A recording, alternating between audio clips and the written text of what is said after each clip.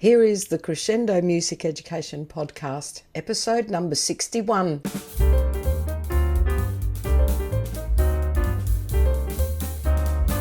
This podcast is being recorded on the lands of the Turrbal people. I acknowledge them as the traditional owners of the land and pay my respects to elders past, present and emerging. They were the first music makers on this land. Hello, I am Debbie O'Shea and welcome to this edition of the Crescendo Music Education Podcast. Today I'd like to talk to you a little about my YouTube channel, but specifically ways that you can use a melodic practice video in your music classroom. There's so many things you can do with it, not just like press play, sing along, kids, echo. There's so many things. It's a really useful teaching tool. So first off, let me tell you about my channel, Crescendo Music Ed, or you can just search Debbie O'Shea. Of course, the links are all in the show notes. Also, you'll find the links in the blog post that is made from each of my podcast episodes. The video that I'm going to refer to just as an example is called Sing and Play These Melodies, Mi, So, La. They're 3 notes on the staff. So that's just the example I decided to use as I went through these 20 different ideas. I actually initially had 18 and went, I don't like that. What is it about 20? I just thought I have to think of 2 more. I thought of 2 more started coming. I went, stop. Stopping at 20. Nice round number. So there's going to be 20 little ideas presented in this episode. But I would love it, if you're listening, I would love for you to find my channel, ding that little bell so that you get notifications when I do post new videos, which is not very often. I have many UFOs, as I call them, unfinished objects. All you have to do is have a little look in my Canva account. You'll see there are so many half-finished videos. And in Canva, I tend to just create the visuals, and then I use Camtasia to put it together with the audio. You can do videos on Canva as well, and I'm experimenting in there, but I tend to just do the visuals on Canva and export. But anyway, I digress. So many videos I want to make, so many I could use in my classroom. But anyway, there's some there. I find them really great. We didn't do a very long time home learning. I'm really lucky. I think our kids only had a total of 4 weeks or 6 weeks learning from home, and we just had the essential workers kids at school. We were very lucky here in Queensland, in Brisbane, but I know there are still some people working on a hybrid type system even now. So these videos are great for learning at home or hybrid. They're also, though, great for you to use at school, just as they are sore throat days. You just go, I just need something just for a couple of minutes while I get the xylophone set up or whatever you're doing. But with creativity, these videos are so much more than just to have a sing through. They're an amazing learning tool. So the video that I'm going to use has just a 4-beat melodic phrase with 3 notes on the staff. That's basically what I'm doing. You will hear me play that melody on chime bars. I used alto chime bars, the really nice, the Boomwhacker coloured ones. They're so beautiful. And the sound, I do like chime bar sounds, but the alto chime bars are even nicer. They're just a little more resonant, easy to listen to. So the whole idea of me doing this is to give children practice reading and associating the staff notation with the sound, linking sound to symbol. It gets the notation in front of the children, and you can work with it in many ways, and it caters for different learning styles, and it deepens their understanding. So that gives you a little background into why I make the videos for a start and why I use them in my classroom. So here we go. Are you ready? 20 ideas. Now, You don't need a pen and paper. If you're on the treadmill, oh, good on you, go you. If you're walking in the bush track, which is where I listen to lots of my podcasts, is walking up in the bush track. Don't panic about not writing these down. Go to the show notes or go to read the episode, and it will all be there for you. So 20 little launch pad ideas for how you can use these videos. So here we go. Number 1. The first thing you can do is just get the students to echo the melody they hear using a neutral syllable. I'm just meaning ooh or do or whatever sound you want. That was fairly ugly. Why did I do that? Okay, doesn't matter. Use a neutral syllable to echo the melody you hear. Simple as that. Number 2, of course, you can get them to echo the melody they hear, but add the solfa. That does add a level of complexity. And obviously, only do that once they know me, so, and la on the staff, wherever that happens for you. For me, it's in year 2, wherever it is in your sequence, in your system. 3, you could say echo with solfa and hand signs, because I think it's quite good to sometimes do the solfa without the hand signs. Hand signs are invaluable for some kids. Older students, sometimes the hand signs are actually a hindrance. I think it gives them something else they have to think about, and they're more capable of abstract thinking. Anyway, just sometimes take the hand signs away, I think. Anyway, so number 3 was solfa with hand signs. Number 4, echo, but it's not exactly an echo. Actually, just hand sign after you hear the melody. So to the correct rhythm, the correct pitch, show the hand sign, but you're not actually singing. Or in any way, solfa or neutral syllable, just show the hand signs as an echo. That's number 4. Number 5, sing back in letter names. Now, I should have double-checked, but I'm pretty sure, hold on, I'll double-check. I am pretty sure that hold on. Yes, I just double-checked. I had to check that I had so was G. So you can sing back in letter names. You'll just hear the melody played on the chime bars, remember? Get the children to sing back with letter names. Number 6, get them to sing back with letter names and use the hand staff. Now, if you've been listening to this podcast for a little while, and I'm sure I'm going to refer to my hand staff for episodes for as long as I'm doing this podcast, I'll show you here in case you get to see it on the screen later. You hold your hand out as if it is 5 lines, and the children point to the tip of their fingers for a line and in between their fingers for a space. So you would sing back pointing to G, A, G, and E there. So you can sing back letter names with the hand staff. Sorry, just a sip of water there. 7, why don't you get them to play it back on the recorder? So I know I teach G and E first because I like to have both hands used on the instrument. A is the 3rd note that we learn. So I can play this clip and the children play it back on the recorder.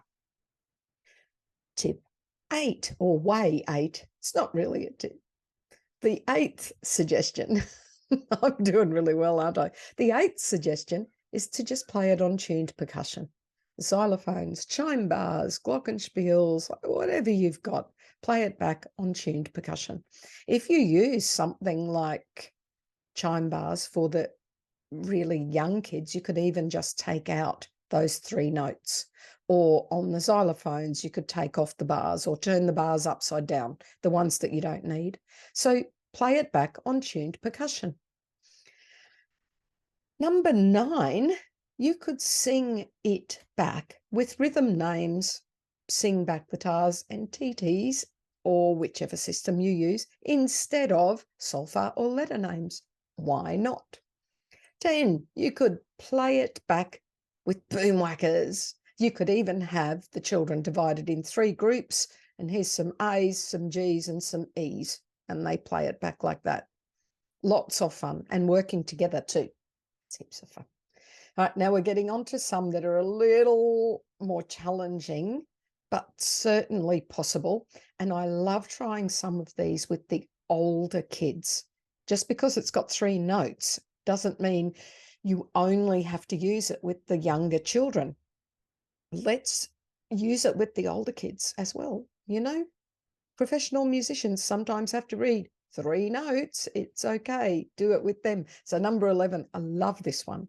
Sing it in retrograde. So it's played forward. You sing it backwards. How amazing is that?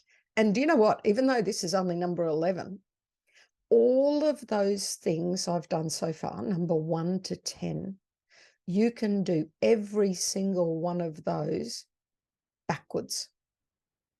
So number 11 is really 10 extra things as well as that number 11.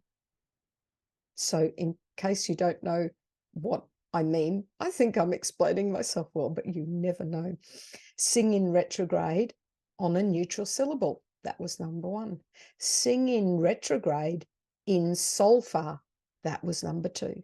3 was Solfa and Handsigns. So sing it backwards with Solfa and Handsigns.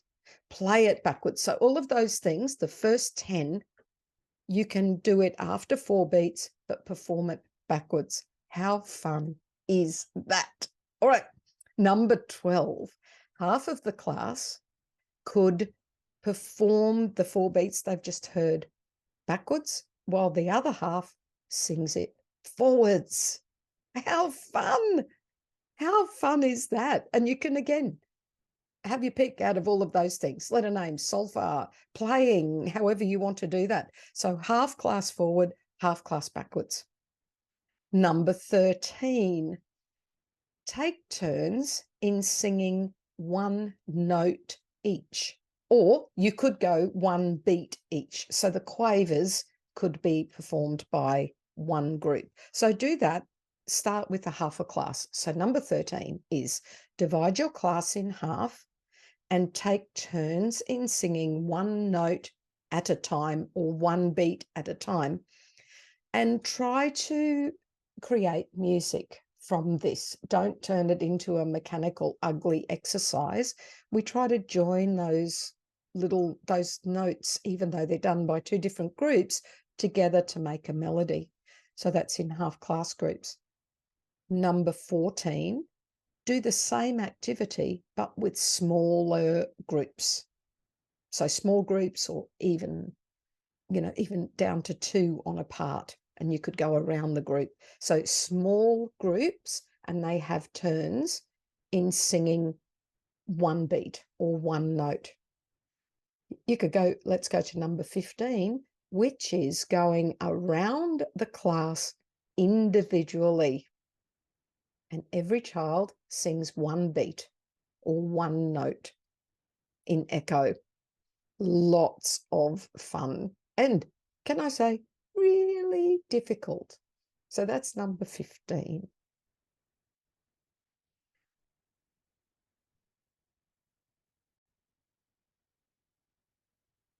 Number 16, divide the class into 3 groups.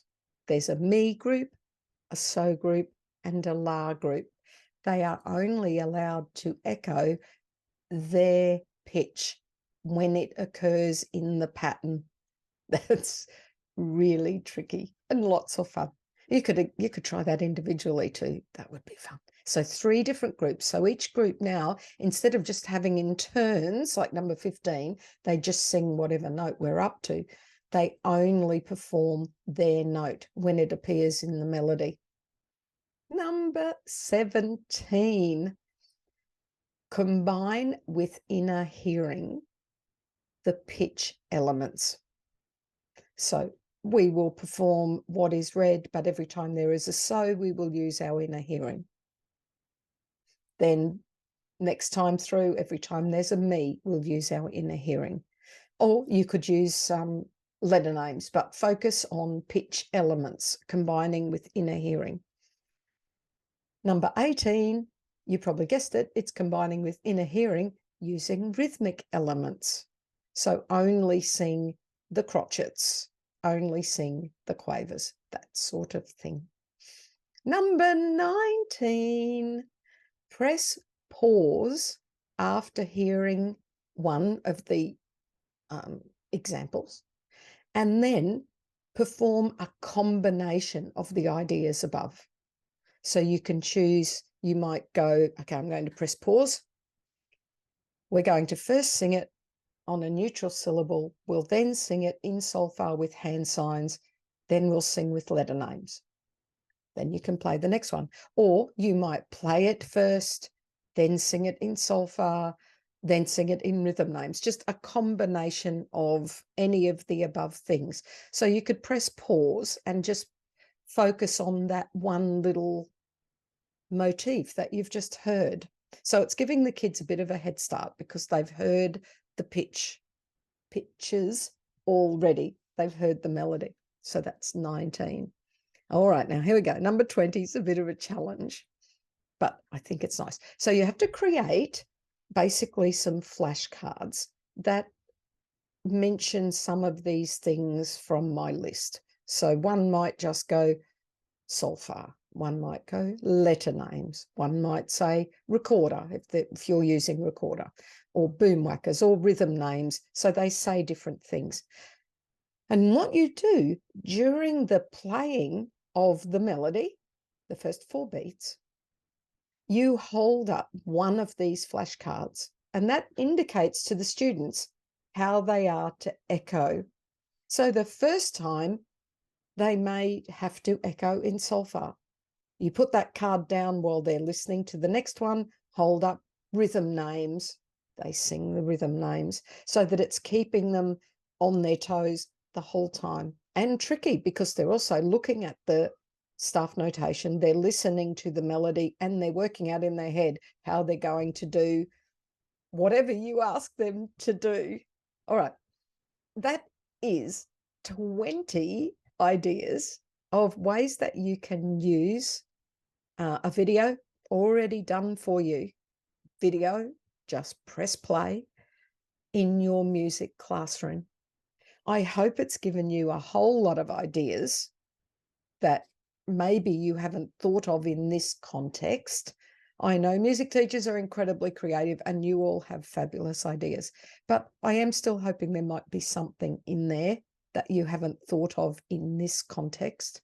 And if I can go back and just ask you all to find my YouTube channel and like the video, maybe subscribe, tell somebody about it. It would be great to have a few more views and follows on my YouTube channel. And I do promise I am getting to do the occasional video clip, but just not as many as I would like. So if you've enjoyed this episode, I would like you to share it with a colleague. Say, hey, come and listen to this slightly unusual music teacher called Debbie O'Shea, and she's going to tell you all these ideas of ways to use a YouTube clip that practices pitches, 3 notes in melodies in the music classroom. So if you got something from this, I'd love you to share it. Until next time, everyone, bye. As we know, laughter relieves stress. Don't lose sight of the funny side of life. Oh, the doctor said to me the other day, I'm afraid your DNA is backwards. And I said, and?